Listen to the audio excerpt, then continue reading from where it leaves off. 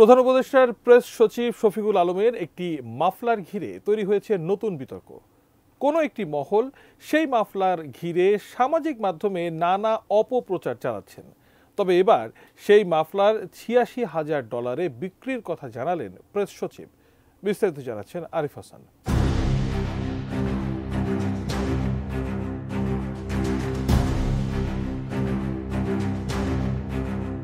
হালকা বাদামি রঙের বড় বড় চেকের একটি মাফলার। সম্প্রতি প্রধান উপদেষ্টার প্রেস সচিব শফিকুল আলমের এই মাফলার ঘিরে তৈরি হয়েছে নতুন বিতর্কের। প্রেস সচিবের মাফলার পরা সেই ছবি নিয়ে সামাজিক মাধ্যমে অনেকে দাবি করেন মাফলারটি বারবেরি থেকে ৮৬,৬০০ টাকায় কেনা হয়েছে। কেউ কেউ দাবি করেন সরকারে যুক্ত হয়ে জনগণের ট্যাক্সের টাকায় এই মাফলার কিনেছেন তিনি। এমন কিছু ফেসবুক পোস্ট নিজের প্রোফাইলেও শেয়ার করেন প্রেস সচিব। এর আগে একটি পোস্টে তিনি লিখেন, আমার ব্যবহৃত মাফলারটির জন্য কেউ ৬০০ টাকা দিলেও আমি খুব খুশি হব। এটা দিয়ে বঙ্গবাজার থেকে দুটি নতুন মাফলার কিনতে পারবো। বসুন্ধরা ডায়াপেন্ট এখন আরো উন্নত।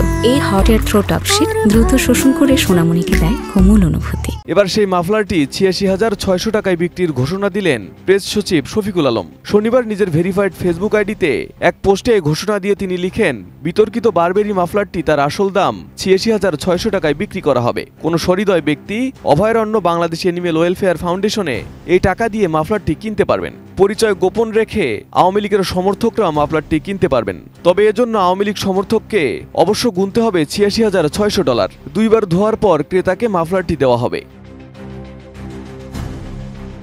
এদিকে প্রেস সচিবের ফেসবুক প্রোফাইল ঘেটে দেখা যায় শেখ হাসিনার পতনের আগ থেকে এই মাফলার পরতেন তিনি।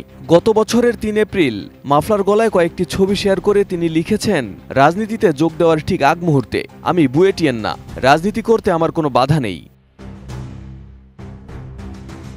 বোঝাই যাচ্ছে এই মাফলার ঘিরে কয়েকদিন ধরে যারা অপপ্রচার চালাচ্ছেন তাদের উদ্দেশ্যে মজার ছলেই এই ঘোষণা দিয়েছেন প্রেস সচিব শফিকুল আলম। Arif Hasan, ATN news.